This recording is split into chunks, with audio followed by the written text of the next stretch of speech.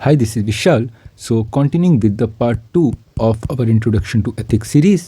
कल मैंने आपको बहुत सारे एग्जांपल्स लिए थे, बहुत सारे स्लाइड्स अटैच किए थे, फोटोग्राफ्स दिए थे to raise some ethical concerns that you might be facing on a daily basis और over the topics that you may relate to. ठीक है, मैंने लॉकडाउन पीरियड से कुछ ब्यूरोक्रेटिक एपैथी के भी फोटोग्राफ्स आपको शो किए थे, कुछ सोशल डिस्पैरिटी के भी फोटोग्राफ्स शो किए थे, जस्ट जेंडर बायसनेस के भी किए थे, both from the male and the female perspective, just to give you an insight that in what way ethics become relevant for you as an individual and collectively for the society as a whole.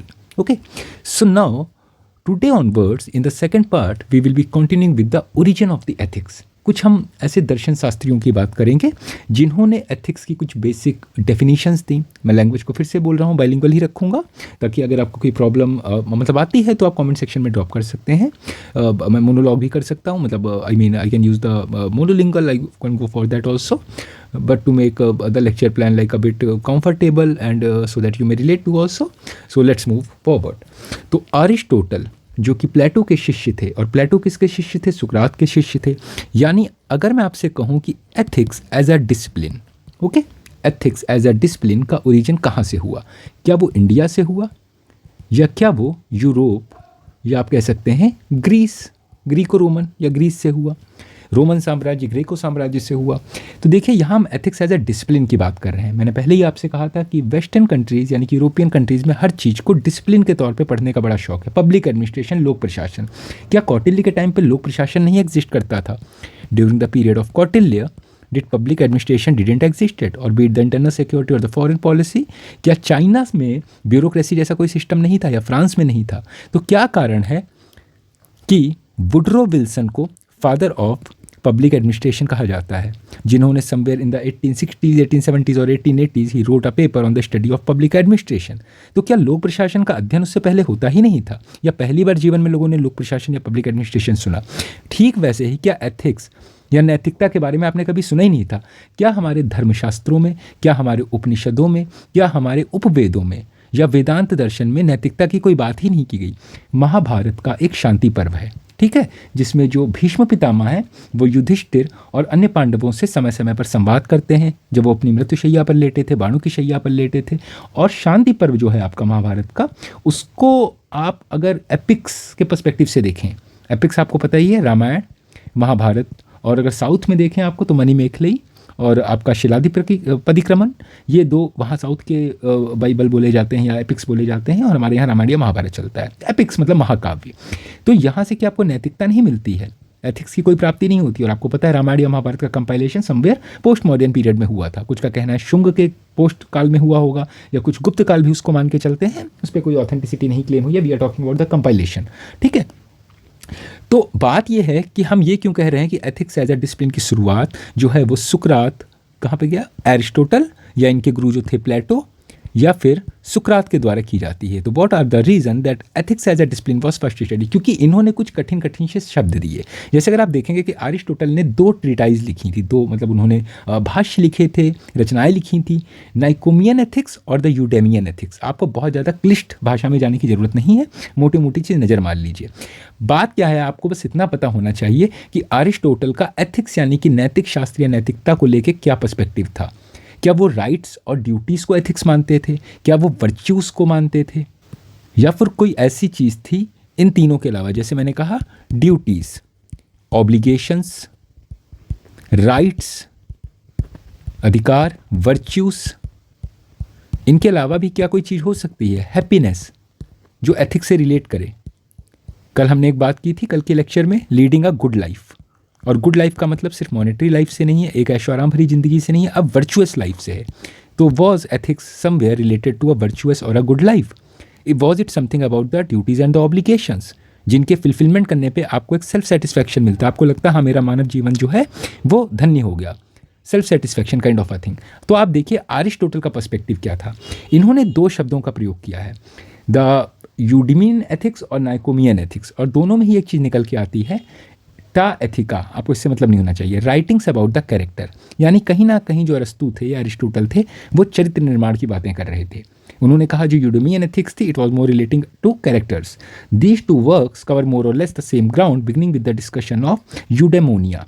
कभी कभी ये word आपको ethics में लिखना पड़ सकता है, जैसे हम कहते हैं कि कोई भी फिलोसफिकल डिस्कोर्स हो तो वहाँ कुछ भारी भारी शब्दों का प्रयोग करना पड़ता है, आपको पता होना चाहिए। तो यूडेमोनिया क्या है? यूडेमोनिया कुछ नहीं है, अ स्टेट ऑफ हैप्पीनेस होती है। अरिस्टोटल का मानना था जब आपका चरित्र निर्माण होता है, आपकी कैरेक्टर बिल्डिंग होती है, जिसकी वजह से आपके अंदर कुछ वर्च्यू डेवलप होती हैं, उसकी वजह से आप एक स्टेट ऑफ हैप्पीनेस को डिराइव करते हैं और यही एथिक्स को जन्म देती है। कहने का मतलब है आप कोई भी अगर ऐसा काम करते हैं जिसके द्वारा आपको स्टेट ऑफ हैप्पीनेस मिले, ठीक है। जैसे फॉर एग्जांपल आप सड़क पे जा रहे हैं, कोई भिखारी बैठा है, कोई एक पुअर लेडी बैठी है जिसको आपको लगता है बहुत ही विपन्न है, और आप किसी ना किसी रूप में उसकी सहायता करते हैं। आप उसको पैसे दे देते हैं, आप उसको गुलाब जामुन दे देते हैं, कुछ खाने पीने को दे देते हैं, और आपके मन में एक फीलिंग आती है मैं कितना दानी पुरुष हूँ। कहीं ना कहीं आपको एक सेटिस्फैक्शन मिलता है, यानी एक स्टेट ऑफ हैप्पीनेस आती है जो कि आपकी वर्च्यूज़ की वजह से आई, आपके अंदर एक गुड वर्च्यू है। तो ये यूडेमोनिया क्रिएट करती है, यानी कि हैप्पीनेस यानी फ्लोरिशिंग।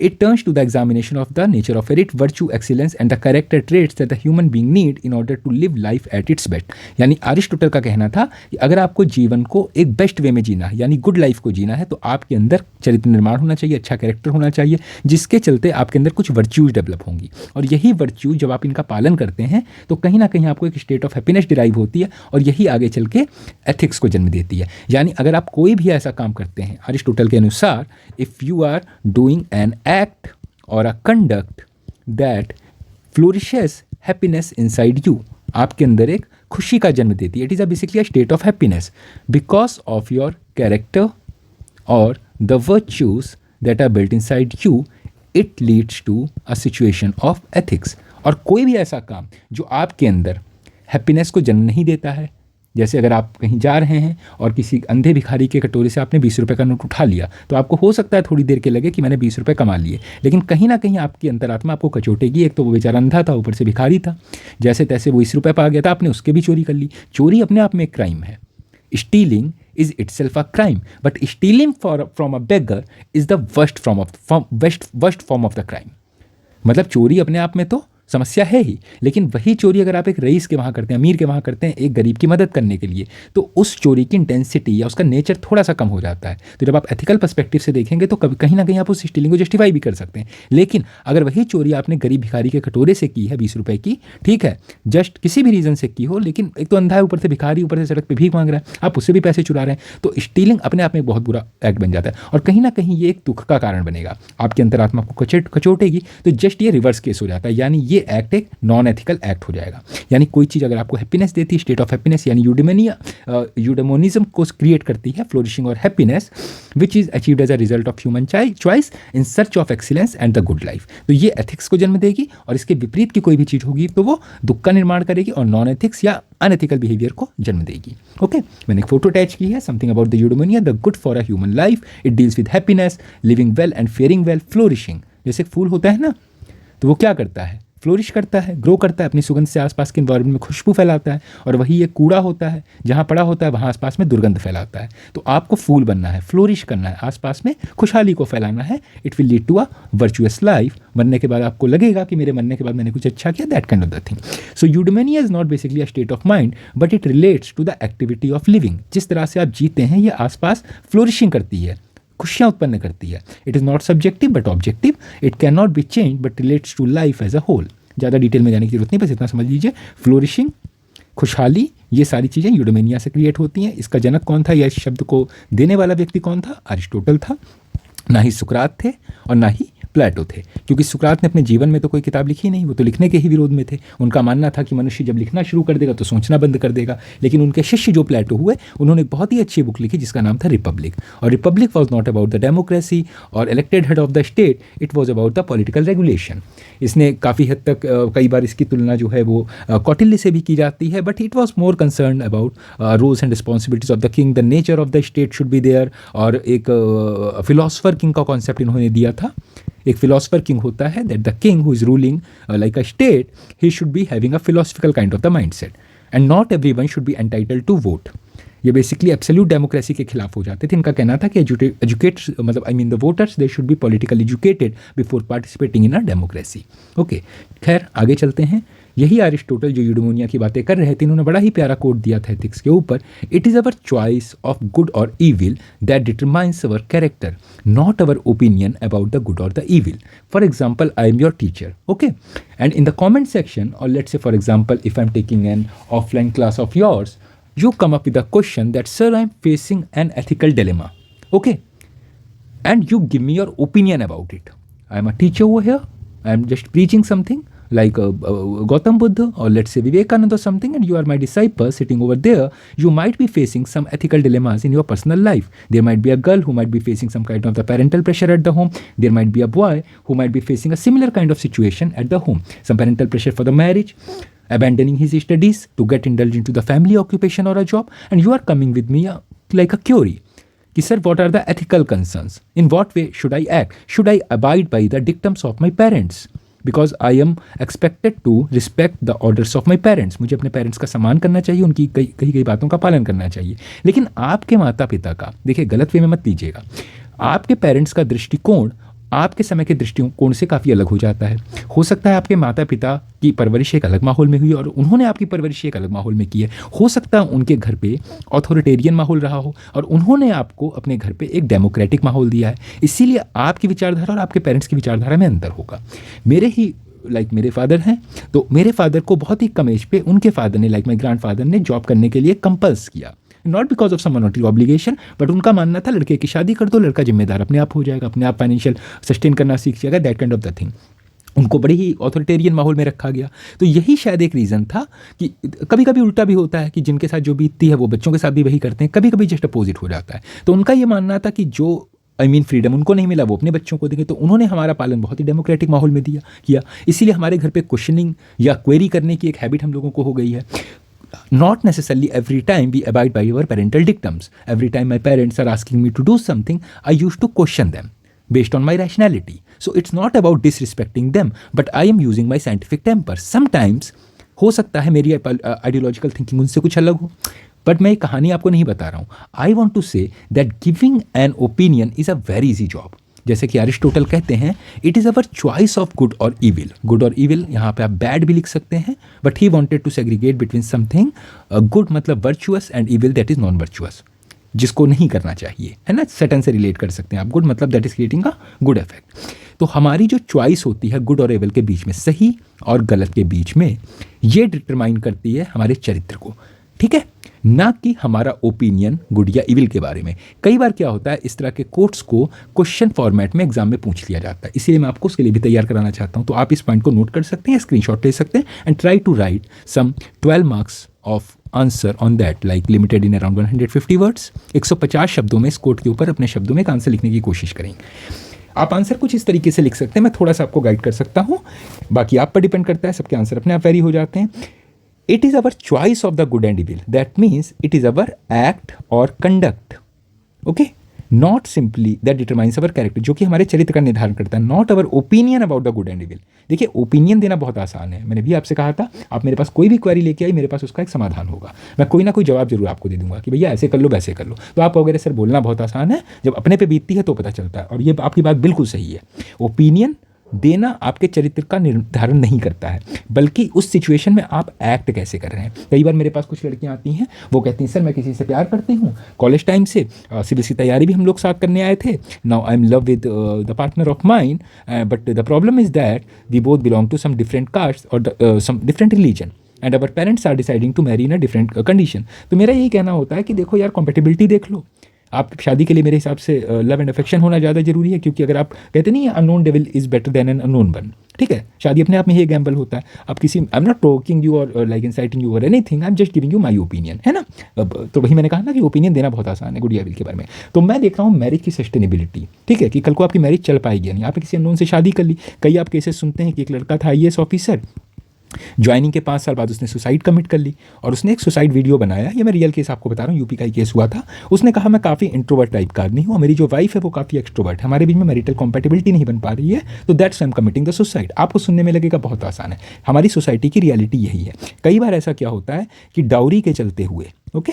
दहेज वगैरह के चलते हुए कई बार बहुत ही एवरेज लुकिंग जो लड़के होते हैं उनका सिलेक्शन हो गया। कई बार हम लोग मजाक भी बनाते हैं, मीम्स चलते हैं, इंस्टाग्राम पे रीलें चलती हैं, आपको पता ही है। आप कहते हैं लगता है लड़के की सरकारी नौकरी लग गई, गवर्नमेंट जॉब लग गई, तभी जो लड़का है is looking like a devil but he is getting married to a girl like a princess. I am not making fun of anyone, neither making any kind of the like the remarks और something like that, body shaming वगैरह नहीं कर रहा हूँ। मैं एक आपको fact बता रहा हूँ मैरिजेस की इनकम्पेटिबिलिटी का सबसे बड़ा रीज़न क्या है, ठीक है।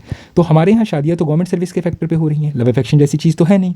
अब उस केस में क्या होता है, कई बार लड़की बहुत सुंदर होती है, उसकी भी एस्पिरेशंस होती हैं, और जब वो देखती है, उसके पेरेंट्स देखते हैं, लड़की नहीं देख रही है, लड़की के पेरेंट्स देख रहे हैं कि भैया जहाँ शादी तय हुई वो तो फाइनेंशियल स्टेबल हो गया, लड़का जो है वो IAS ऑफिसर बन गया, वो तुरंत 4-5 करोड़ का पैक वो लगा देते हैं, डॉरी का क्लॉज, लड़का भी बड़ा खुश कि बढ़िया सुंदर लड़की मिल रही है, पैसा भी मिल रहा है, शादी कर लेता है। लेकिन क्योंकि लड़की के पैरामीटर्स पे वो फिलफिल नहीं हो रहा है लड़का, तो ये कॉम्प्लिकेशन शादी के बाद निकल के सामने आते हैं। अब वो किसी पब्लिक गैदरिंग में या सोशल इवेंट पे लड़के के साथ कंफर्टेबल नहीं फील करेगी, उसके साथ चलेगी तो हाँ झिड़क देगी। कई जगहों पर ये चीज़ें आती हैं, इनफैक्ट डोनाल्ड ट्रंप के साथ ही ये केस हो चुका है, मिलिंडा ने उसके बाद हाँ झिड़क दिया था, होता है ये कई बार ऐसा। फिर ऐसे केस में लड़के डिप्रेशन में चले जाते हैं, सुसाइड कमिट कर लेते हैं। और वही शादी अगर एक कॉम्पेटिबिलिटी के बेसिस पे हो, जिनमें पहले से प्यार या मोहब्बत हो, कई बार लोगों को ऐसे लोगों से प्यार हो जाता है जो म्यूचुअली मतलब एक दूसरे से काफ़ी विपरीत दिखते हैं, उनका स्वभाव भी काफ़ी अलग होता है, and the opposite attracts. It's not about that, it's about compatibility. तो मैंने ये सलाह तो दे दी अगले को, लेकिन हो सकता है मैं भी अपने घर पे सिमिलर सिचुएशन फेस कर रहा हूँ। तो दैट्स वाई अरिस्टोटल कहते हैं कि हम क्या चॉइस लेते हैं गुड या एविल के बीच में, ये हमारे चरित्र को जज करता है, ना कि गुड या एविल के बारे में हमारा opinion. Okay, so basically Aristotle was emphasising on the act and conduct. Okay, so इस बेसिस पे आप इस आंसर को फ्रेम कर सकते हैं। चलिए आगे चलते हैं, इस टाइप के क्वेश्चन आपको बहुत देखने को मिलेंगे, ठीक है। Our concepts of ethics have been derived from religion, philosophies, society and the culture। कल ही में हम बात कर रहे थे कि एथिक्स का जनक क्या है, एथिक्स का सोर्स क्या है। तो मैंने आपसे कहा रिलीजन को ध्यान रखिएगा, सोसाइटी को ध्यान रखिएगा, मतलब वो 4 लोग, ओके। इसके साथ साथ में फैमिली और आपका जो पीयर ग्रुप होता है, जो सोशल कस्टम्स आपके आसपास में हैं, कस्टमरी नॉर्म्स हैं, ट्रेडिशंस वगैरह हैं, साथ साथ में जो लीगैलिटीज़ हैं, कॉन्स्टिट्यूशन वगैरह है, और साथ ही साथ में कुछ फिलॉसफीज़ भी होती हैं। जैसे काफ़ी देर तक आप ओशो को सुनते रहिए, या किसी बहुत बड़े कथावाचकों की बात नहीं कर रहा हूँ, ये सब तो कुछ भी बोल देते हैं। आई एम टॉकिंग, और ये IT बाबा को तो बिल्कुल ही मत सुनिए, है ना, इस तरह की बेवकूफ़ी की बातें मत सुनिए। I am not criticising condemning anyone, I am talking about some rational minds, okay. Vivekananda के कुछ पुराने वीडियो सुनिए, अमर्त्य सेन को सुनिए, शशि थरूर को एक बार सुनिए, not in the controversial sense but he is a very intellectual kind of a person in that. तो हम यहाँ पे देखेंगे कि हमारे जो एथिक्स के कॉन्सेप्ट हैं ये बेसिकली या तो रिलीजन से डिराइव होते हैं, रिलीजियस वैल्यूज से डिराइव होते हैं, रिलीजियस एथिक्स, रिलीजियस मोरालिटी से आते हैं, या फिलॉसफीज से आते हैं। जैसे भी हम अरिस्टोटल की बात करें थे, ये रिलीजियस पर्सन तो थे नहीं, ये तो फिलॉसफी झाड़ रहे थे अपनी, ठीक है। सोसाइटी वही 4 लोग, या फिर जिस परिवेश में आप पल बढ़ रहे हैं, आपका जो कल्चर है, जो संस्कृति है। कई बार कहते नहीं संस्कृति खतरे में आ गई। वैलेंटाइन देखो, अगर आप अपनी गर्लफ्रेंड या प्रेमिका या लड़की लड़के के साथ चली गई और कहीं पे थोड़ी देर उसने टाइम स्पेंड कर लिया, मतलब कहीं पार्क में बैठे हैं, कहीं खाना खाने बेचारे चले गए, तो भारतीय संस्कृति कई बार खतरे में आ जाती है ना। तो क्योंकि हमारी एथिक्स हमारे कल्चर से आती, कहते नहीं है भारतीय संस्कार, भारतीय culture. I am not criticising it, I am a very found of it, obviously I have written a lot many of books also on the Indian culture, but I want to say here is that क्या हमारे जो concept of ethics हैं वो specific हैं या universal हैं, temporal हैं। Temporal समझते हैं आप, जो समय और समाज के हिसाब से बदलते रहते हैं, ठीक है। They are not permanent in nature, या वो परमानेंट होते हैं। क्योंकि देखिए रिलीजन तो परमानेंट है, उसमें तो कमांडमेंट दे दिया गया, डिक्टम दे दिया गया। सोसाइटी है वो परिवर्तनशील हो सकती है। Western society is entirely different from the Asian society, ठीक है। Cultures are very different. अभी आपको पता चलेगा किसी कल्चर में मोनोगैमी चलती है, तो आपको पता चलेगा किसी कल्चर के लिए पॉलीगैमी बहुत फ्रीक्वेंट है। किसी कल्चर में क्लोज्ड मैरिजेस होती हैं, तो किसी कल्चर में ओपन मैरिजेस का कॉन्सेप्ट है। आज अभी मैं न्यूज़पेपर पढ़ा था, BBC में एक रिपोर्ट आई है, there is something by the name of, एक कुछ कहा गया है, थ्रोपल करके कोई एक नया वर्ड चला है। I don't know, you people might be aware of it और not, not is you people are aware of everything. जैसे कपल होता है तो कपल में 2 लोग इन्वॉल्व होते हैं, okay, 2 people are involve in a relationship. और एक चीज़ होती है थ्रोपल, इसमें 3 लोग रिलेशनशिप में इन्वॉल्व होते हैं, ओके। 3 लोग का मतलब है 1 लड़का या 2 लड़की, या 2 लड़का या 1 लड़की, और तीनों बड़े ही रोमांटिक रिलेशनशिप में इन्वॉल्व है। ये BBC ने कवर किया था। इसके अलावा मैंने एक और आज वर्ड पढ़ा था कहीं पे, that was something related to open marriages basically. तो there was a some word, बड़ा कठिन सा वर्ड था, something related to, not it was basically polyandry और polygyny, but I will just recall it and mention it somewhere. Anyway, तो मेरे कहने का मतलब है किसी कल्चर में कपल या मोनोगैमी या 2 पीपल अलाउड है, किसी में आजकल वेस्टर्न सोसाइटी में थ्रोपल का कॉन्सेप्ट चल रहा है। ओपन मैरिजेस आपने काफ़ी सुना होगा। मुझे याद है जब मैं कॉलेज में था तो पहली बार मैंने लाइफ में लिव इन रिलेशनशिप का नाम सुना था। मेरे लिए बड़ा ही अनोखा शब्द था ये लिव इन रिलेशनशिप क्या होती है। But when I came to Delhi और कॉलेज टाइम मेरा कंप्लीट हुआ था तो मैंने सुना कि कुछ ऐसी चीज़ भी होती है, तो मेरे लिए बड़ा कॉन्ट्रोवर्शियल था। लेकिन अब ये चीज़ नॉर्मलाइज हो चुकी है। आने वाली जनरेशन के लिए हो सकता है ये थ्रोपल आपको सुन के बड़ा अजीब लग रहा है, चौंकने वाली। ओपन रिलेशनशिप क्या होता है, लोग शादी के बाद अपनी वाइफ के अलावा और इंगेज रहते हैं, वाइफ कहीं और इन्वॉल्व रहती है, हस्बैंड कहीं और इन्वॉल्व रहता है। तो आज के लिए बड़ा चैलेंजिंग है, लेकिन आने वाले समय में हो सकता है यही नॉर्मलाइज हो जाए। तभी मैंने कहा एथिक्स कई बार कल्चर के साथ चेंज होते रहते हैं। किसी समाज में या किसी संस्कृति में कोई एक चीज़ अनएथिकल हो सकती है, लेकिन वहीं दूसरी ओर किसी और समाज में वो चीज़ पूरी तरह से जस्टिफाइड होगी। हम लोग जब सोशोलॉजी पढ़ते हैं तो कई बार हम मेलास्की और इन सब के केस स्टडीज़ पढ़ते हैं। तो वहाँ मैंने एक बार पढ़ा था कि अफ्रीका की कुछ ऐसी जनजातियाँ हैं जहाँ बड़े ही विचित्र रीति रिवाज होते हैं।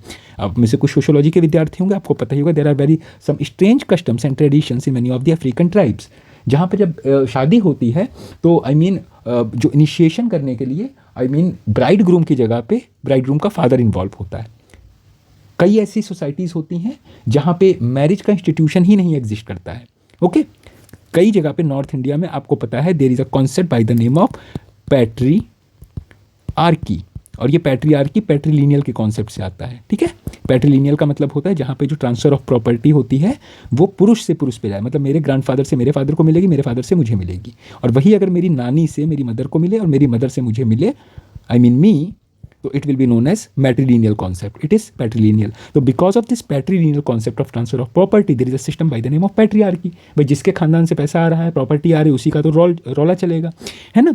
तो नॉर्थ इंडिया में पैट्रियार्की चलती है। बट आपको पता होना चाहिए साउथ में there is something by the name of Tarwad system. Sociology अगर आपने पढ़ी है, या it's not necessary, just I am giving you some insight on it, there is something by the name of Tarwad system. Okay, और यहाँ पर क्या होता है, जैसे for example there is a brother and there is a sister. Okay, तो हमारे यहाँ कॉन्सेप्ट क्या चलेगा, जैसे भाई और बहन है, तो there is a male from outside and this sister will get married outside, और afterwards she is not a part of here but she becomes a part here. Sister will become wife over here and she will get the property of her husband, not inheriting it but getting a part of it. Divorce वगैरह होता है तो यहाँ से alimony मिलेगी, और जो इनके बच्चे होंगे, लेट्स से अ सन और a daughter, they will inherit property from the father side, from the male side. यहाँ फादर लिख सकते हैं, हस्बैंड लिख सकते हैं, कुछ भी लिख सकते हैं। तो ये नॉर्थ में चलता है। तालवाड़ सिस्टम में बड़ा ही विचित्र एक कॉन्सेप्ट है। ओके, जिन्होंने पता है, जिनको पता है उनको तो पता ही होगा, जिनको नहीं पता है मैं उनके लिए बता रहा हूँ।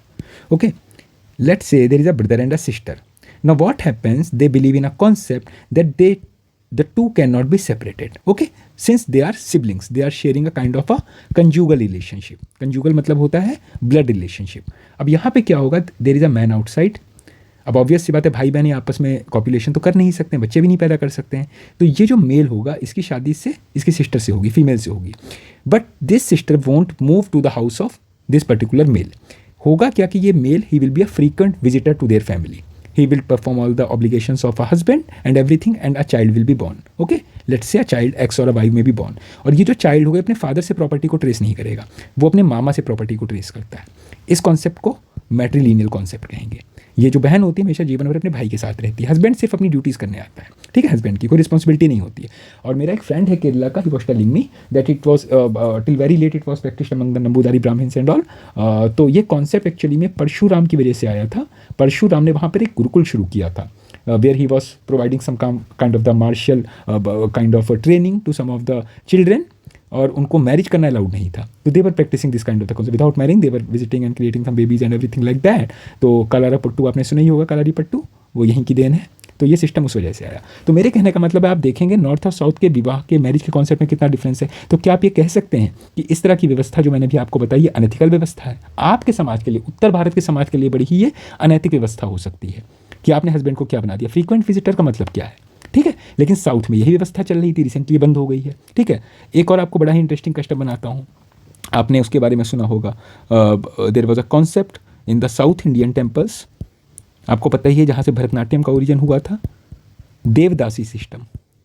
नॉर्थ में ये प्रथा नहीं देखने को मिलती है. Devadasi was a concept that originated in the temples of the south India. वहाँ ऐसा मानना था कुछ कुंवारी कन्या जो होती हैं, यंग गर्ल्स जो होती हैं, उनकी शादी मंदिर के डेटी से हो जाती है. मंदिर का डेटी मतलब जो गॉड है. Okay, so they are married to that particular deity.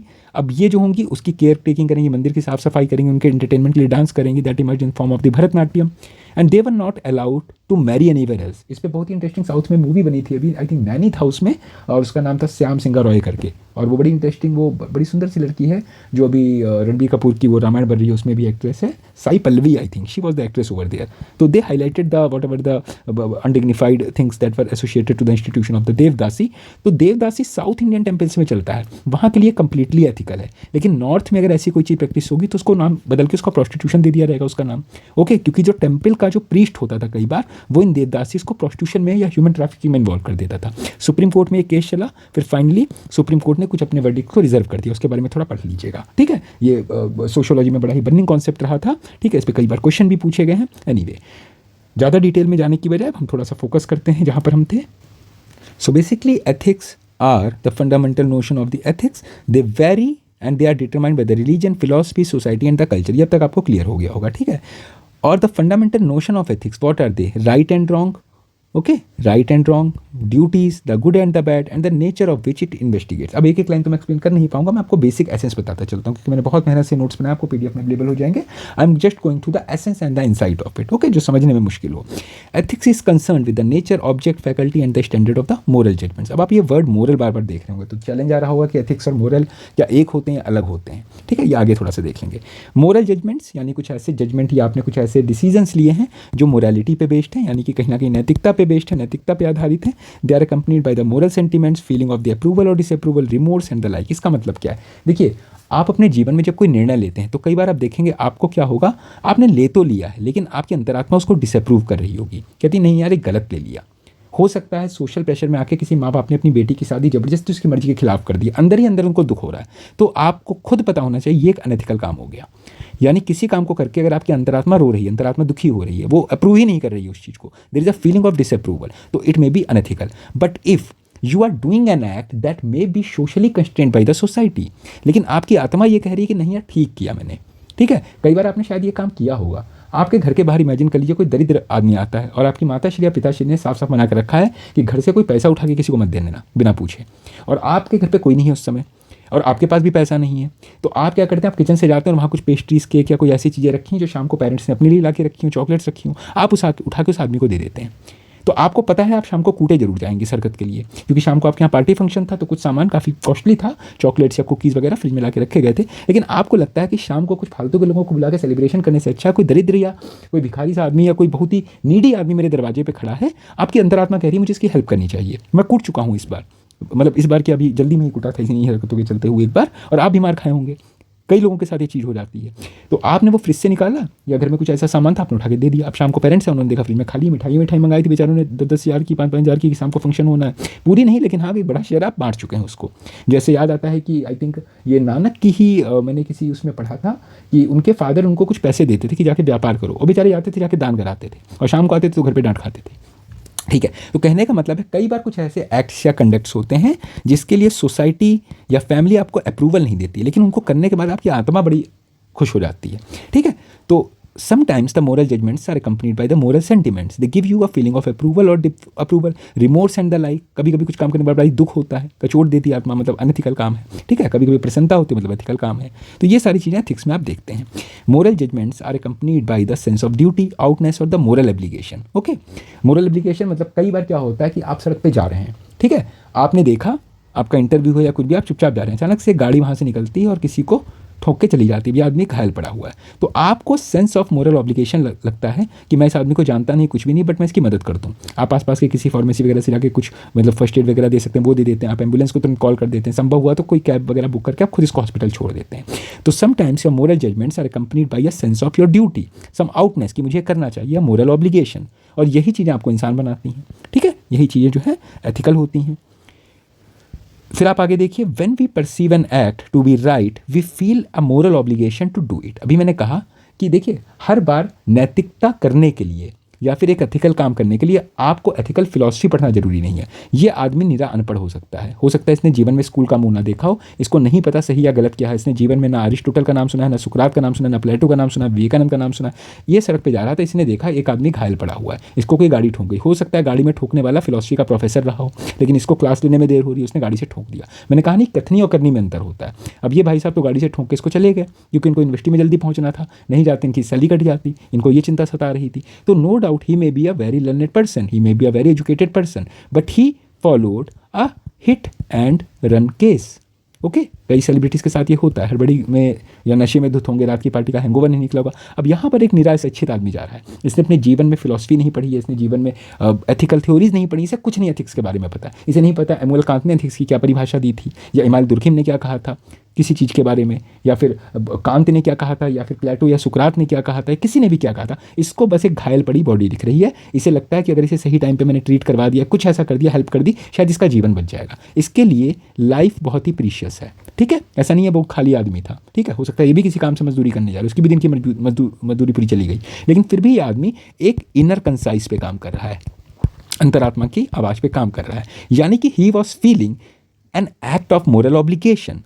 We feel under a moral obligation to do certain acts, which when we perceive an act to be wrong, we feel under a moral obligation not to do it. आप समझ रहे हैं बात को? यानी कि यह आदमी इसकी हेल्प कर रहा है क्योंकि इसको एक मोरल ऑब्लिगेशन लगता है, तो यह एक्ट अपने आप में एथिकल बन जाता है। इसको किसी जस्टिफिकेशन की ज़रूरत नहीं है, इसको किसी चित्रगुप्त की ज़रूरत नहीं है। लेकिन कई बार क्या होता है कि आप कुछ ऐसा काम कर जाते हैं, करते हुए आपको एक मोरल ऑब्लिगेशन लग रही थी कि मुझे काम नहीं करना चाहिए। जैसे फॉर एग्जांपल, मैं एक आपको एग्जांपल, देखिए एथिक्स पढ़ते हो कई बार ऐसे एग्जांपल देंगे, मेरे ख्याल से मैं एक्सपेक्ट करता हूँ आप सब 18 से ऊपर हैं, ठीक है, यू ऑल आर एडल्ट्स। आप बच्चा कोई अगर हो तो प्लीज़ थोड़ा उस चीज़ को ध्यान रखिएगा। वैसे 18 से कम होगा तो क्लास तो नहीं अटेंड कर रहा होगा, वैसे भी एथिक्स की क्लास है, तो we will be taking a lot of examples जो शायद आपने अपने नॉर्मल स्कूल्स या वहाँ पे नहीं किताबों में पढ़े होंगे, ठीक है, सो दैट यू कैन को रिलेट इट। आप इमेजिन करिए कि आपका एक बहुत अच्छा फ्रेंड है, ठीक है, आपका बहुत अच्छा फ्रेंड है, बहुत उसकी फैमिली में आपकी अच्छी अंडरस्टैंडिंग है, सब कुछ है, वो आपको अपने घर पार्टी को इनवाइट करता है, उसकी नई नई शादी हुई है और आपको उसकी वाइफ की एक्टिविटीज़ से कुछ ऐसा लगता है that she is flirting with you, she is interested in you, ठीक है। तो अगर आप एक लूज कैरेक्टर के आदमी हैं, ठीक है, आप एक अनएथिकल किस्म के आदमी हैं, बहुत ही नीच प्रवृत्ति के आदमी हैं, तो आप अपनी दोस्ती की सारी मर्यादाएं भूल जाएंगे, आप भूल जाएंगे कि उनके फैमिली टर्म्स भी हैं आपसे। आप क्या करेंगे, कहेंगे ठीक है जो भाभी जी हैं वो मतलब लाइन दे रही हैं, फ्लर्ट कर रही हैं, कुछ भी दे रही हैं, and you will perceive it in a positive sense and you will approach forward with it। लेकिन कहीं ना कहीं आपकी जो अंतरात्मा होगी, you might be feeling a moral obligation not to do that act, तो वो एक्ट समझ लीजिए अपने आप में अनएथिकल है। अगर आपकी अंतरात्मा आपको कोई काम करने से रोक रही है तो कभी कभी कहते हैं अंतरात्मा की आवाज़ सुन लेनी चाहिए, ठीक है। आप यूपीएससी के एग्जाम में बैठे हैं, ठीक है, समझिएगा आपका लास्ट अटेम्प्ट है, आपसे क्वेश्चन नहीं हो पा रहे हैं, ठीक है, आपको लग रहा है कि मेरे 2 या 3 क्वेश्चन अगर मैं अटेम्प्ट कर ले जाऊँ तो शायद मेरा प्री क्वालीफाई हो जाएगा, वैसे भी लास्ट अटेम्प्ट है, और आपके सामने बैठा व्यक्ति आपको पता है सही कर रहा है, आप उससे पूछते हैं, वो बताने को भी तैयार है, लेकिन आपको पता है कि cheating itself is unethical and immoral. क्या फ़ायदा है ऐसे आईएएस ऑफिसर बनने का अगर आप एक रिक्रूटमेंट प्रोसेस में ही चीटिंग कर रहे हैं? कल को आप आईएएस बन भी गए तो वहाँ ब्राइबरी लेंगे, करप्शन करेंगे, तो इससे अच्छा आप ना ही बने, ठीक है। द एक्ट्स, गांधी जी ने एक चीज़ कही थी ना, there should be a correlation between the means and the ends. यानी आपके जो एक्ट होते हैं that are taking you to from like being a doer, means का मतलब क्या होता है साधन, और एंड का मतलब क्या होता है साध्य, इनके बीच में कोरिलेशन होता है, ठीक है। तो गांधी जी का यही कहना था, कई बड़े दर्शन शास्त्रियों का यही कहना है कि एंड्स यानी कि यूपीएससी में सिलेक्शन लेना, ठीक है, ये एक बहुत ही अच्छी बात है, आपका सपना है, आपको कर लेना चाहिए, लेकिन साथ साथ में जो साधन आप अपना रहे हैं, जो मीन्स आप अपना रहे हैं, they should be as purified as the ends. अगर ये इनडिग्निफाइड है तो हो सकता है आपको साधन तो मिल जाए, लेकिन आगे चल के आप फिर वही कुकर्म करेंगे। इसीलिए आप कई केसेस सुनते हैं कि आज ये आईएएस हैं, ब्राइब लेते पकड़े गए, फलाना कोई एक्साइज इंस्पेक्टर था, उसने इतनी करोड़ों की ड्यूटी ले ली, कोई एग्जाम रिक्रूटमेंट मतलब बॉडी ही हेड कर रहा था, वो भी जिस लेवल पे करप्शन का खेल खेल सकता था वो भी खेल रहा था, ठीक है।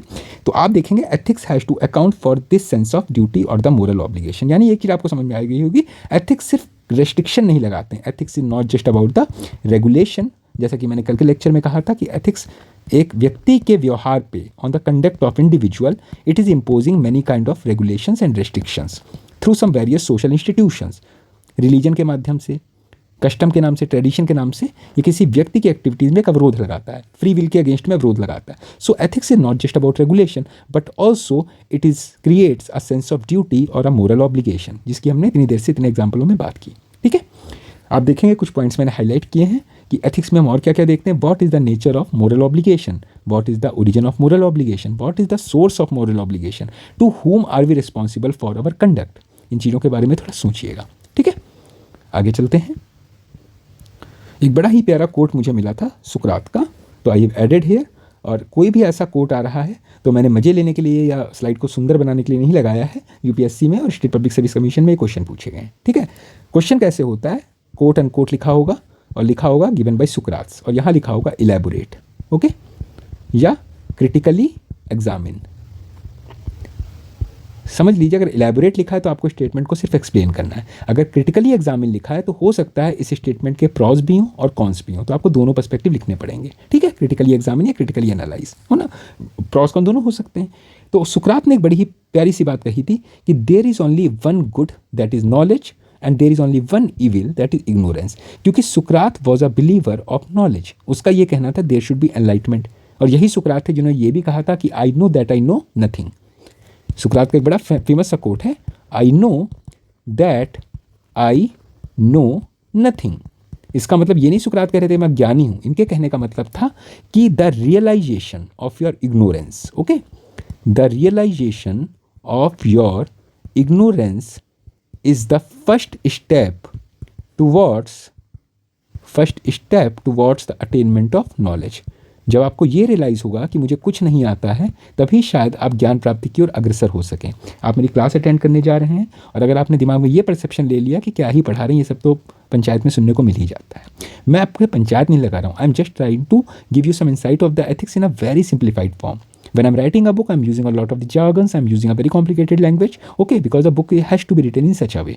But while teaching you, I want to give you the things that I won't be able to write in a book. Okay, the written matter is all available in the PDF form. It is all available all over the internet. You can simply go on the chat GPT, type the topic, and it will give you a well formulated answer. Okay, I here, the objective of my teaching or taking these classes is to correlate your knowledge and your wisdom. Okay, in what way to encapsulate the things that you are already aware of in a proper format that serves the purpose of writing the answer and getting some very good marks over there. Okay, so सुकरात ने कहा कि there is only one good knowledge, यानी जो ज्ञान है वो ही इकलौती अच्छाई है, वही इकलौता एक गुड कंडक्ट है. There is only one good that should be knowledge and evil ignorance. यानी कि नॉलेज को स्ट्राइव करना चाहिए, इसको पाने की कोशिश करनी चाहिए, और इग्नोरेंस यानी अज्ञानता को दोहराना चाहिए. ओके, अज्ञानता को दोहराना नहीं, अज्ञानता इज अ इविल, और इसको डिस्कार्ड कर देना चाहिए और नॉलेज की प्राप्ति करनी चाहिए. ठीक है, इस कोट के ऊपर भी लिखने की कोशिश कीजिएगा. यानी सुकरात जो हैं वो एथिक्स को कैसे डिटरमाइन कर रहे हैं? On the basis of ignorance and knowledge. इनका कहना है जब आप किसी चीज़ के बारे में जानेंगे, आपको ज्ञान होगा, तो आप एक सही इंसाइट के थ्रू आगे बढ़ सकते हैं. यानी it will lead to ethics. भाई आप कोई एक्ट करने जा रहे हैं और आपको पूरा सब्जेक्टिव नॉलेज है कि मैं ये करूँगा तो ये होगा, इसके क्या रिपरकशन हो सकते हैं, इसकी अच्छाइयाँ बुराइयाँ पूरा आपको सब कुछ पता है, तो ऑब्वियस सी बात है ज्ञान से भरे हुए व्यक्ति में ये संभावना है कि वो हर चीज़ के प्रॉज एंड कॉन्स को एनालाइज करके, चीज़ों को सोच के विचार करके तभी कोई काम करेगा. तो there is a possibility that the act will be ethical. और इग्नोरेंस में किए गए काम अक्सर अनएथिकल हो जाते हैं. आपने ना इसका पक्ष सोचा ना विपक्ष सोचा, बस जो होगा देखी जाएगी. आपने सुना मोहल्ले में हल्ला हो रहा है, मेट्रो में हल्ला हो रहा है, गए आपने वहाँ कॉफ चढ़ाया और किसी को कूटना शुरू कर दिया. ये आपका इग्नोरेंस था. हो सकता है जिसको आपने कूट दिया he himself might be a victim. और नॉलेज का मतलब क्या होता है? पहले आप गए, आपने अगले दोनों पक्षों की बात सुनी, फिर आपको जो गलत लगा आपने उस हिसाब से उसमें डील किया. और एक रियलाइजेशन आपको ये भी होना चाहिए कि you are not the head of supreme court of India, you are not the chief justice of India, you are not the जज ऑफ सिटिंग जज ऑफ अ हाई कोर्ट. तो आप वहाँ फैसला देने क्यों बैठ गए? लेकिन लोगों की आदत होती है फैसला देने की. तो realising, having the knowledge makes you realise your limits. ज्ञान का होना आपको अपनी लिमिट्स, यानी कि जो आप पे रेस्ट्रिक्शंस हैं या जो आपकी सीमाएं हैं, उनका बोध कराता है. और जो व्यक्ति अपनी सीमाओं को जानता है, there is a possibility that he won't get engaged in a unethical act. The person who is aware of his limits is bound to act in an ethical manner. As I gave you the example already that if I am invited to one of my friend's family, ये मेरे भैया हैं या मेरा दोस्त है और ये उसकी बड़ी प्यारी सी वाइफ है जो कि मेरी भाभी लगी. Okay, and by any chance I feel that my sister-in-law, she is giving me some positive signs, she is flirting with me or something like that. तो अगर मुझे इग्नोरेंस है, मुझे इसके प्रभाव, इसके कॉन्सिक्वेंसेस के बारे में कोई आइडिया नहीं है, तो I will also move forward. But if I am having knowledge, I am aware of the consequences of my act, that I am not only going to spoil my relationship with my brother और my friend, but also with the other family members. It will put some me under some legal repercussion of something by the name of adultery. मेरे पे legal consequences भी हो सकते हैं. I may be having a wife at home also, तो obvious सी बात है मैं उसको भी चीट कर रहा हूँ. तो if I am aware of all the consequences, then I will try to stay in my limits. Okay, तो जो नॉलेज होता है, ज्ञान होता है, मनुष्य को उसकी सीमाओं का बोध कराता है, और यही सीमाएं उसको एक एथिकल मैनर में काम करने को बाध्य करती हैं. ठीक है, There might be an uneducated mind who might be not aware of the legal consequences of a crime that he is about to commit. Okay? कई बार आपने लोगों को सुना होगा वो क्राइम कर देते हैं, उसके बाद कहते हैं हमें तो पता ही नहीं था कि हैरेसमेंट के लिए भी सज़ा होती है. I was going in a metro and there was a boy over there who was staring a due girl. Okay? और कुछ देर के बाद उस लड़की ने कंप्लेंट किया तो आसपास की भीड़ ने बल्कि उसको कूट दिया वहीं पे. तो लड़का कहता है मुझे तो पता ही नहीं था किसी लड़की को जो देखना होता है या स्टेयरिंग होता है वो एक क्राइम होता है. तो हमने कहा ये तुम्हारा इग्नोरेंस था कि you are not aware of, क्योंकि उसके लिए स्टेयरिंग करना बड़ी ही सामान्य बात थी. उसने कहा जब मैं कॉलेज में था तो मैं तो खड़ा होकर कॉलेज के बाहर लड़कियाँ देखा करता था.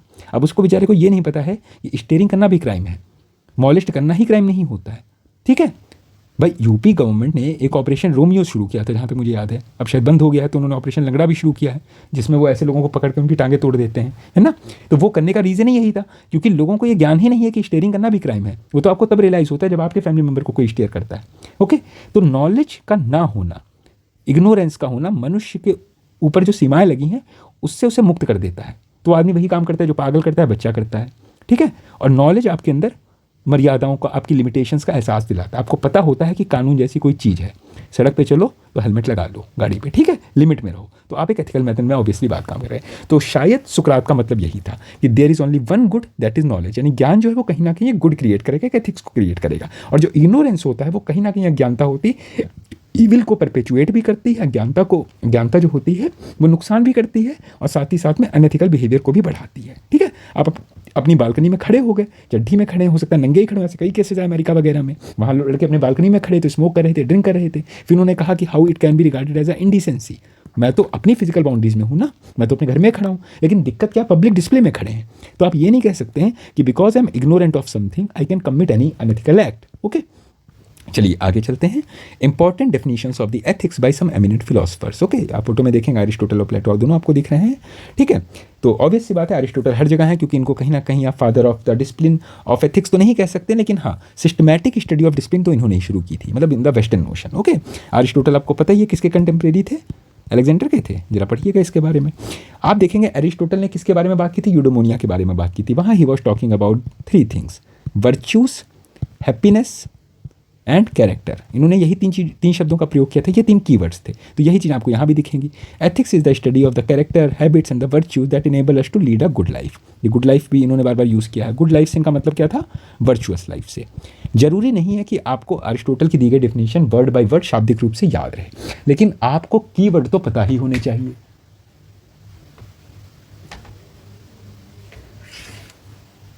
So basically going by the keywords, I want to focus that Aristotle, he was focusing on the study of the character, the habits and the virtues and that enable us to lead a good life. Okay. Then there was someone by the name of the Immanuel Kant. आपको पता है इन्होंने deontological approach दी थी, ये हम आगे पढ़ेंगे. He was focusing on the duties. Basically he might be inspired by Bhagavad Gita. Okay. बस इतना याद रखिएगा. अरिस्टोटल जहाँ पे वर्च्यूज़ की बात करते हैं, कैरेक्टर्स की बात करते हैं, हैबिट्स की बात करते हैं जो कि आपको गुड लाइफ जीने में सहायक होती हैं, वहीं पे इमैनुअल कांत ये ड्यूटी से ज़्यादा अटैच थे. तो अगर आप इनकी डेफिनेशन पढ़ेंगे तो आपको कहीं ना कहीं ड्यूटी शब्द जरूर मिलेगा, प्रिंसिपल्स जैसे वर्ड जरूर. इनका ये कहना था कि किसी भी एंड तक पहुंचने के लिए आप जो माध्यम लेते हैं या मीन्स लेते हैं ये एथिकल होना चाहिए. You should be concern more about the means और द ड्यूटीज़ और योर एक्ट्स और the conducts rather than the consequences of the act. Okay. तो आप इनकी डिफिनेशन में भी यही रिफ्लेक्ट होगा. Ethics is the branch of philosophy concern with the principles that govern the human behaviour and morality and the reasons that justify the ethical judgements. Okay.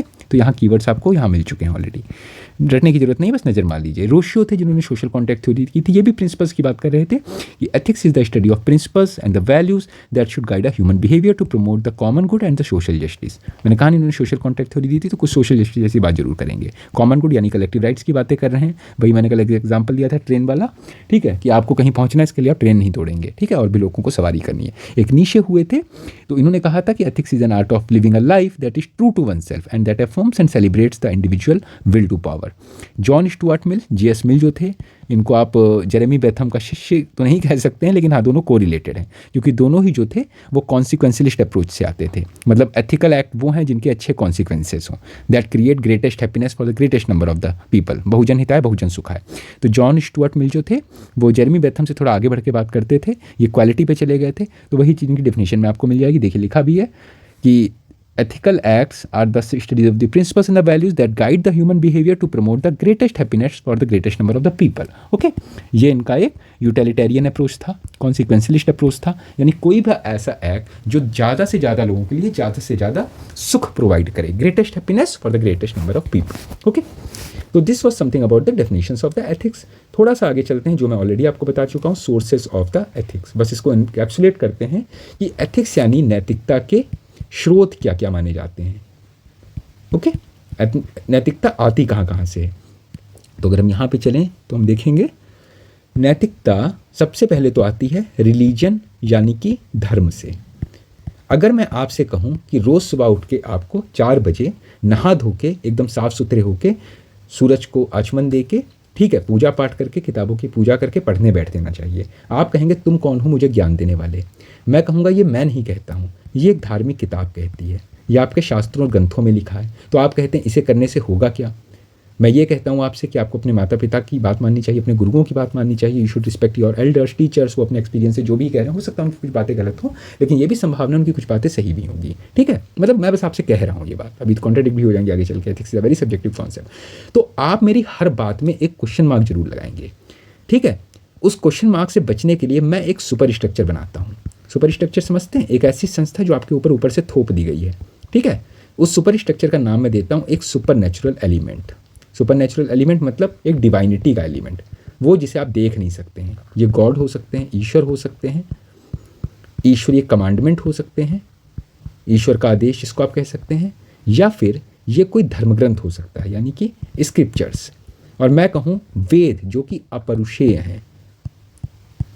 अपरुषेय का मतलब जो पुरुषों द्वारा नहीं लिखे गए हैं. अपरुषेय और पुरुषीय करके कुछ बोलते हैं इनको वेदों को. ये प्री में कई बार क्वेश्चन पूछा गया है. यानी ये वेद जो है पुरुषों द्वारा नहीं लिखे गए हैं. ये ब्रह्मा जी थे. अब मैं सुंदर सिंह की फोटो तो नहीं बना सकता हूँ, बट उनके कई सारे सर थे. 4 पहले तो 5 थे, फिर शिव जी ने काट दिया था. ठीक है, ये ब्रह्मा जी बैठे हैं. तो ऐसा बताते हैं कि इनके जो मुख था उससे वेद निकले थे, यानी कि it is having some kind of a divinity. तो वेदास आर इनफेलिबल. अगर वेदों में कोई बात कही गई है तो आपको माननी ही माननी है. तो आप कहेंगे यार इतनी जब बड़ी बात हो गई तो फिर क्या है. फिर आप ये कहोगे अच्छा इनको मानने से होगा क्या. तो मैं आपसे कहूँगा अगर आप रिलीजियस स्क्रिप्चर्स के हिसाब से चले तो आपको स्वर्ग की प्राप्ति होगी, आपको हेवन मिलेगा. Okay, if you are following some ethical acts, some ethical conducts which are prescribed in your super natural scripture element like God, ईश्वर, कमांडमेंट और स्क्रिप्चर्स, अगर आप इसके अकॉर्डिंग चलते हैं तो आपको हेवन की प्राप्ति होगी. ठीक है, हेवन में आपको क्या मिलेगा, बेहतरीन शराब मिलेगी अच्छी क्वालिटी की, सोमरस जिसे आप कह सकते हैं. ठीक है, अप्सराएं मिलेंगी आपको बढ़िया नृत्य करती हुई आपके सामने. बेहतरीन गद्दा लगा होगा जिसमें आप आराम से सो सकते हैं पूरा दिन, कोई आपको उठाने नहीं आएगा. ठीक है, फिर आप कहेंगे अगर मैं ये सब काम नहीं करता हूँ, इन चीज़ों को फॉलो नहीं कर रहा हूँ तो क्या मिलेगा. मैं कहूँगा तब आपको एक बढ़िया सी कढ़ाई, इसके नीचे आग जल रही होगी, यहाँ पे नरक के दूध खड़े होंगे, इसमें आपका पकौड़ा बनेगा. और ये सारी बातें गरुड़ पुराण में लिखी गई हैं. चोरी करेंगे तो पकौड़ा बनेगा, कुछ और करेंगे तो कुछ और होगा, है ना. वो परिचित देख लीजिएगा, उसमें सब सजाएं दे रखी गई हैं. एनीवे, तो मैंने रिलीजन या धर्म का सुपर स्ट्रक्चर क्यों बनाया, ताकि आप नैतिकता का पालन कर सकें. ठीक है, मैंने आपको एल्यूरमेंट्स दिए. एल्यूरमेंट्स का मतलब क्या होता है, प्रलोभन, कि भैया एथिकल एक्ट से चलोगे, जो गॉड कह रहे हैं, जो ईश्वरीय मान्यताएं हैं, जो धार्मिक मान्यताएं हैं, जो उनके कमांडमेंट्स हैं, या 2 धर्म ग्रंथों में जो लिखा गया है, अगर आप उसके अकॉर्डिंग काम कर रहे हैं तब तो भैया तुमको स्वर्ग मिलेगा. और स्वर्ग में क्या मिलेगा, बेहतरीन सोमरस, बढ़िया अप्सराएं. ये हर धर्म में है. ठीक है, हिंदू धर्म में अप्सराएं कहा गया है, इस्लाम में उसे हूरें कहा गया है. और यहाँ वो आपको हर वो चीज़ मिलेगी जो मतलब टेक्निकली यहाँ मना की जा रही है.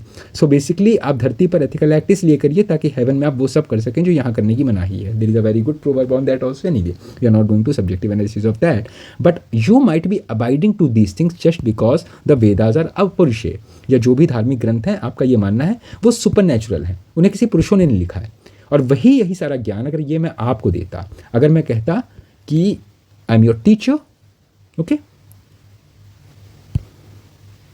अगर मैं कहता आई एम योर टीचर और लेट्स से आई एम अ प्रीचर.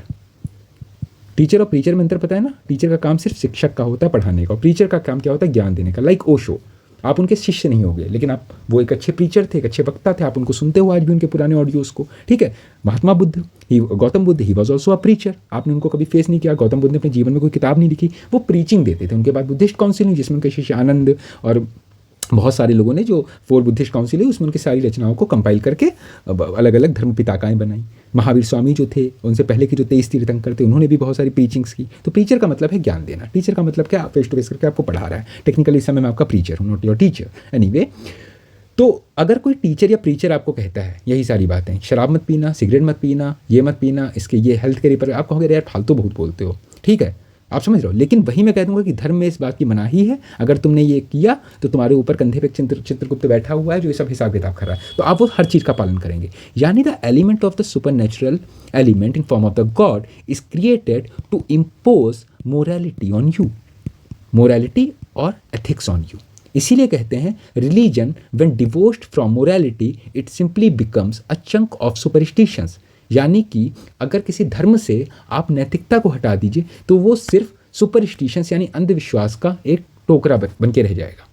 रिलीजन क्या है? Religion is all full with values only. अगर आप अब्राहमिक रिलीजन में चले जाइए, ठीक है, तो ज्यूस, क्रिश्चियनिटी एंड इस्लाम, तीनों में वही कमांडमेंट्स की बातें की जा रही हैं। अपने पड़ोसी को खाना खिला दीजिए, किसी को गरीब मिले उसकी सेवा कर दीजिए, किसी को भूखा मत रहने दीजिए, हर धर्म में सबसे प्यार करिए, यही सब बातें की जा रही हैं। अब कुछ लोगों ने उसका विकृत रूप कर दिया है, अपने धर्म को फैलाइए भी, ये भी कह दिया गया। लेकिन कमांडमेंट में ऐसा कुछ नहीं लिखा है। कमांडमेंट में सिर्फ अच्छी अच्छी बातें की गई मोरालिटी की, और इस मोरालिटी को लोगों पे इम्पोज करने के लिए रिलीजन जैसी संस्था बनानी पड़ती है, क्योंकि अगर वही बात टीचर या प्रीचर बोलेगा तो लोग मानेंगे नहीं। इसीलिए कई बार क्या हुआ इतिहास में कि कुछ टीचर्स या प्रीचर्स को, आपने पबेड में एक वर्ड पढ़ा होगा, रूटिनाइजेशन ऑफ कैरिज्मा। रूटिनाइजेशन ऑफ कैरिज्मा का मतलब ये होता है कि व्यक्ति के मरने के बाद उसका कैरिज्मा खत्म हो जाता है। तो इस कैरिज्मा को अगर हम किसी सीट में ट्रांसफ़र कर दें, एक गद्दी में ट्रांसफ़र कर दें, और इस सीट को एक इंस्टीट्यूशन बना दें, जैसे हमने दलाई लामा की गद्दी बना दी, ठीक है, तो अब जो भी दलाई लामा के पद पे बैठेगा उसको वो बौद्ध गुरु के रूप में ट्रीट करेंगे। हमने सत्य साईं की गद्दी बना दी, हमने शंकराचार्य की गद्दी बना दी। तो ये रूटिनाइजेशन ऑफ करिश्मा के लिए किया गया कि व्यक्ति मर गया लेकिन उसके विचार जिंदा रहे, उसकी नैतिकता जिंदा रहे। और कई बार टीचर या प्रीचर को एक डिवाइन एलिमेंट भी दे दिया जाता है, जैसे गौतम बुद्ध के साथ हुआ। कई लोग विवेकानंद को भी ईश्वर की तरह पूजते हैं। कई लोग आर्य समाज के जो संस्थापक थे, आपके मूलचंद, क्या नाम था उनका, स्वामी दयानंद सरस्वती, बाद में पड़ गया था, उनको भी ईश्वर की तरह पूजते हैं, जबकि उन्होंने खुद मूर्ति पूजा का विरोध किया, ठीक है। एनीवे, इंपॉर्टेंट ये नहीं है, महत्वपूर्ण ये नहीं है। कई लोगों ने बी आर अम्बेडकर की पूजा करनी शुरू कर दी, उनकी बेचारों मूर्तियाँ लग रही हैं। वो बेचारे कहते थे मंदिर मत जाओ, पूजा मत करो, शिक्षा ले लो, लेकिन अब उन्हीं पूजा हो रही है, किताबें नहीं पढ़ रहे हैं, उनकी मूर्तियों की पूजा कर रहे हैं। तो दिक्कत क्या, फॉलोअर्स के साथ दिक्कत होती है। संस्थाएं गलत नहीं होती, संस्थाएं हमेशा सही बात कहती हैं। तो नैतिकता के सोर्सेज में सबसे इंपॉर्टेंट इसीलिए रिलीजन को माना जाता है, क्योंकि रिलीजन एक ऐसा सुपर नेचुरल एलिमेंट क्रिएट करता है लोगों के ऊपर, जिसके द्वारा वो नैतिकता मानने को बाध्य हो जाते हैं। उनको ये लगता है अगर इस नैतिकता का वो वायलेशन करेंगे तो उनके यहाँ पकौड़े बना दिए जाएंगे, लिखा नहीं है यहाँ पे, ठीक है। इसके साथ साथ में फिर क्या होता है, फिलॉसफीज़ होती हैं। जैसे हम लोग फिलॉसफी पे चर्चा करें, दर्शन शास्त्रों में चर्चा कर रहे हैं। हमारे यहाँ 108 उपनिषद हैं, ओके, आप समझिएगा। और उपनिषदों में और कुछ नहीं है, यही सैद्धांतिक दर्शन है। All the philosophical discourses are enshrined and they are coming or having their roots in the 108 Upanishads. Okay, इसके अलावा हमारे यहाँ ब्राह्मण्स हैं, अरण्यकास हैं, ठीक है। आपने एक वर्ड सुना होगा, उसको हम लोग बोल देते हैं सुहासिनी, है ना, सुभाषिनी बोलते हैं शायद, हाँ सुभाषिनी, सुभाषिनी और कुछ नहीं है। अलग अलग समय पे अलग अलग जो कवि हुए हैं, समाज सुधारक हुए हैं, उनकी कुछ लोकोक्तियाँ हैं, उनके कुछ मुहावरे हैं, उनकी कुछ कहावतें हैं, उसका एक कंपाइलेशन है सुभाषिनी। जैसे कबीर के दोहे हो गए, दादू के दोहे हो गए, अच्छी अच्छी बातें, है ना।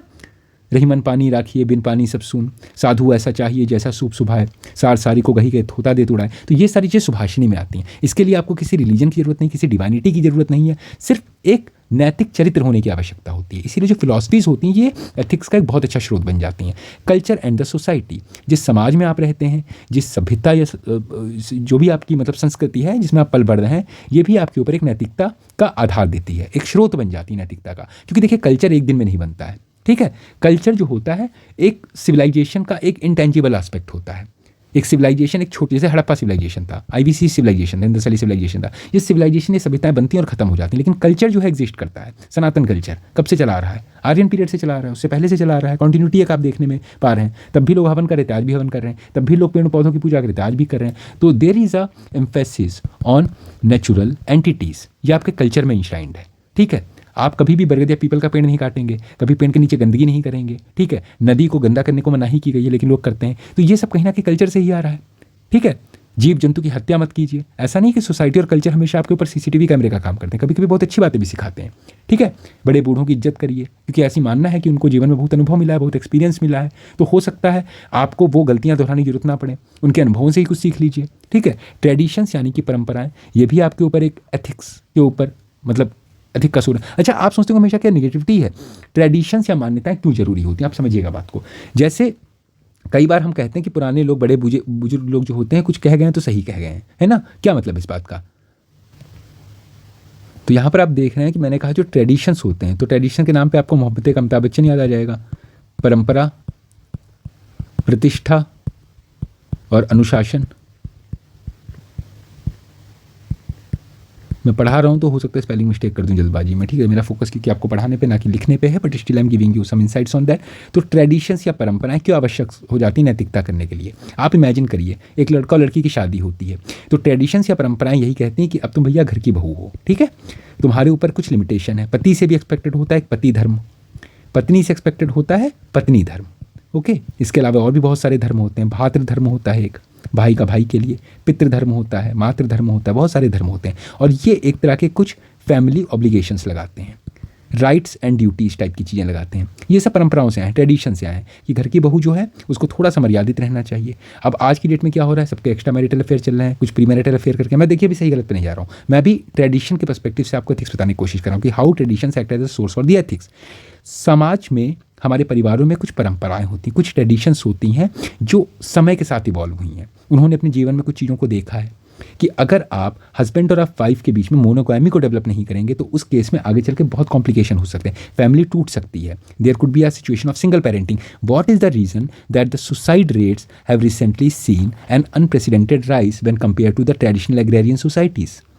जो प्राचीन काल में जो एक ज्वाइंट फैमिली की व्यवस्था हुआ करती थी, क्या कारण थे? यहाँ पे डिवोर्स रेट बहुत कम होता था, क्योंकि पहले शादियां दो इंडिविजुअल की नहीं होती थी, दो परिवारों की होती थी। चाहे वो कॉन्सेप्ट सही हो या गलत हो, मैंने कहा नहीं एथिक्स में हर चीज़ डिबेटेबल है, ठीक है? बट अभी हम ट्रेडिशन के पर्सपेक्टिव से बात करें, ना कि हॉलिस्टिक पर्सपेक्टिव से, ठीक है? क्योंकि यहाँ हर चीज़ काउंटर करेगी। रिलीजन ट्रेडिशन के काउंटर में कई बार चला जाएगा, फिलॉसफीज ट्रेडिशन के काउंटर में हो जाएंगी, सोशल नॉर्म्स भी काउंटर कर जाएंगी, कंसाइंस इन सबको काउंटर कर जाता है। कभी कभी आपके रिलीजन में कोई चीज़ लिखी गई है लेकिन आपका कंसाइंस उसको अलाउ ही नहीं कर रहा है, तो मैंने कहा नहीं हर चीज़ काउंटर में चली जाती है। लेकिन अभी आप मोटा मोटा समझिए, हम ट्रेडिशन की सिर्फ अगर बात करें तो देखिए, ट्रेडिशन में एक ट्रेडिशन हुआ करता था जॉइंट फैमिली। लोग जो थे खेती बाड़ी पर आश्रित हुआ करते थे, मम्मी पापा भाई बहन सब साथ में रहते थे। अब मान के चलिए उस केस में एक लड़का और लड़की की शादी होती है, तो जो लड़की है उसकी शादी सिर्फ उस व्यक्ति से नहीं हो रही है, अपने पति से नहीं हो रही है, अपने पूरे परिवार से हो रही है। उसको एक ससुर मिल रहा है, उसको एक सास मिल रही है, एक ननद मिल रही है, एक देवर मिल रहा है, बहुत सारे लोग मिल रहे हैं। अब उस केस में अगर ये औरत प्रेग्नेंट होती है, उसकी केयर करने के लिए घर पे 4 आदमी 8 आदमी बैठा हुआ है, ठीक है? उसका बच्चा होता है, तो अपने बच्चे की जो इनिशियल केयर टेकिंग है ये इस औरत को अकेले नहीं करनी है, उसकी सास भी करेगी तेल लगा के। जब मेरा जन्म हुआ था तो I remember my father was staying with my grand parents, okay? So my grand माँ use to take care of my most of the time. When my mother was sick she was not feeling very well that time after the like I happened and something like that, and my aunts also use to visit and everything like that. So child was getting nourishment from all the quarters, okay? He was getting love, affection and I mean all kind of attention from every family member. तो इस बच्चे के अंदर कुछ social मूल्यों का भी विकास हो रहा है, वो रिश्तों की समझ रख रहा है, ठीक है? आज की डेट में प्रॉब्लम क्या होती है? न्यूक्लियर फैमिलीज एग्जिस्ट करती हैं because of the service sector economy, ठीक है? मैं नौकरी छोड़ के तो अपने घर जाके बैठ नहीं जाऊंगा, आप भी नहीं बैठ जाएंगे। आपकी जहाँ ज्वाइनिंग होगी, जहाँ पोस्टिंग होगी, आपकी जहाँ भी ड्यूटी लग रही है, आपको हो सकता है एमएनसी में आप जॉब कर रहे हो, किसी फॉरेन कंट्री में कर रहे हो, तो आप वहाँ पे चले जाएंगे। तो यहाँ पे एक समस्या आती है। अब ये समस्या कैसे देखिए,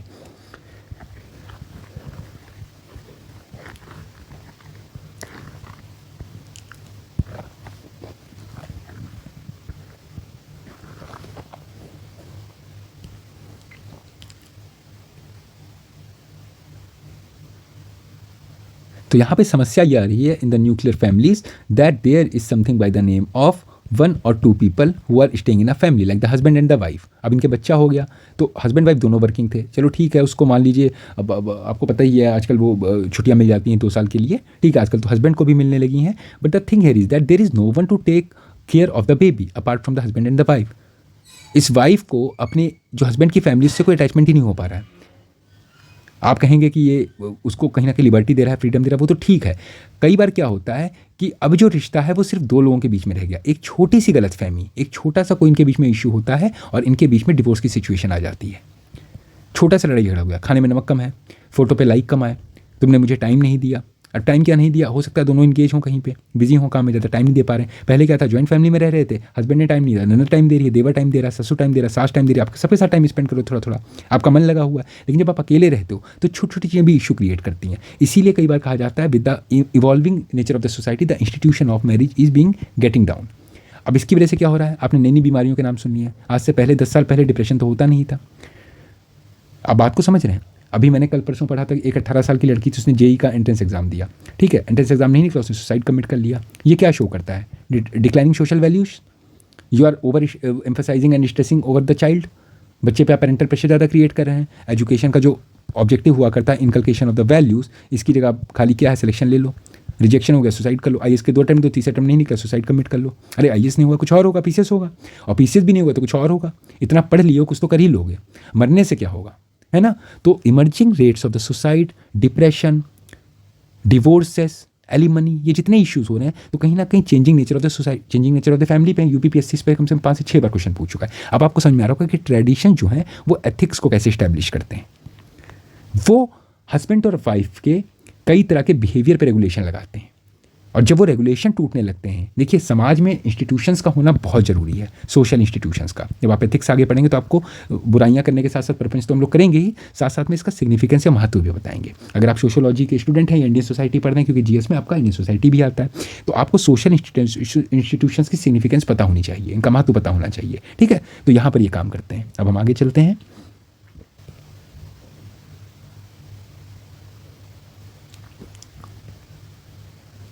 So basically the state laws, okay? So state laws become a very potent factor. I think there is some problem with the screen locking, but I'm about to end the session since it's 1 hour. So just be with me for just 1 or 2 minutes more. ये जो state laws होते हैं, यानी ये जो कानून होता है, ये लोगों के ऊपर एक रेगुलेशन लगाता है on the basis of penalties, okay? आप बिना हेलमेट लगाए सड़क पे चल रहे हैं, गाड़ी चला रहे हैं, तो आपको पकड़ के फाइन ले लिया जाएगा। आपने किसी का मर्डर कर दिया, आपको पता है आईपीसी बना, तो भारतीय न्याय संहिता वगैरह आ गई है, तो आपके ऊपर कानून कार्रवाई कर देगा। तो बेसिकली द स्टेट लॉज या जो कानून होता है, ये पेनल्टीज, फाइन्स, ये कुछ ऐसे रिपल्सिव चीज़ें आप पे लगाता है जो मजबूरी में आपको नैतिक काम करने को बाध्य करते हैं, आप अनैतिकता से बचते हैं, ठीक है? तो ये सारे फैक्टर्स हैं, ये सारे सोर्सेज ऑफ एथिक्स हैं जिनको हमने डिस्कस किया था। Religion, philosophies, culture, society, traditions and the human norms and social human concise, अंतरात्मा की आवाज एंड द स्टेट लॉज। इसके अलावा एथिक्स में और बहुत सारी चीज़ें हैं, like the determinants of the ethics, the essence of this ethics, nature and the scope of the ethics, और एथिक्स और मोरालिटी में रिलेशन क्या है, ठीक है? ये सारी चीज़ें हम अपने थर्ड पार्ट में डिस्कस करेंगे। इसी के साथ, क्योंकि 1 घंटे से ऊपर होने वाला है, तो हम अपना सेकंड पार्ट यहीं पे वाइंड अप करते हैं। Thank you so much for being with me. We will continue with our third part on the introduction to ethics series, and it will be going a bit of the long topic. और इसके बाद जो एक ethical theories मैं आपको पढ़ाऊंगा, वो भी थोड़ा सा टॉपिक लंबा जाएगा, ठीक है? और उसके बाद सब छोटे छोटे एक एक दिन के टॉपिक हैं। तो we will continue. Have a very lovely day. See you.